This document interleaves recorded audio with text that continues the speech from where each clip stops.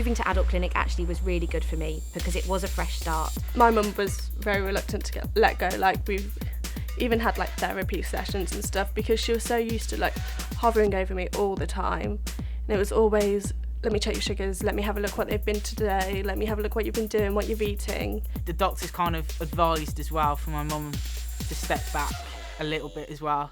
My advice to parents and carers, mums and dads, would be to understand that actually your teenage child is the same as every teenage child. Just take a step back, let your kids make those mistakes. They will make mistakes when they're stressed or they don't want to do it. They will miss injections every now and then. They might not test every time, but they've got to learn that it's good for them to do it, that they want to do it, rather than just be nagged at all the time. No one else that I know has to like deal with checking their sugars all the time, giving an injection every time they eat.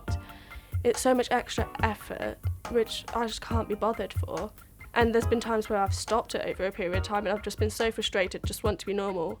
But it then makes you so ill as well. Like, I remember I was so tired all the time and I'd be so angry, shouting at my mum, falling out with friends and all those little things, which they're not your fault, it's because of your diabetes. It makes you resentful, it makes you bury your head in the sand. If you're nagged at all the time, whether it's by your parents, your clinicians, whatever, you just think, right, I quit and that's it. I'm just not going to.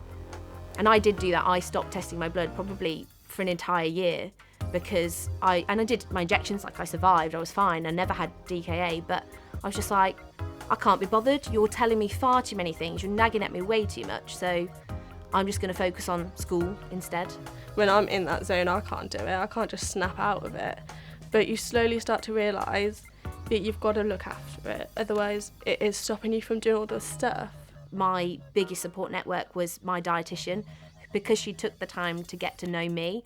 So I'll walk in there and I'll go, oh, hi, and she'll go, oh, how's uni, how's rugby, what are you doing this time? And she knows everything that's going on. Talking to your nurse, it really helped me because you realise that you're not on your own in it, and people go through their dark phases, they go through their depressed times and stuff, but the nurses always helped me. They thought maybe listening to music, that was a good one, to sort of like take your thoughts off the diabetes. If you spend that time getting to know them, being honest with them, I can't stress that enough, just be honest because they're not judging you.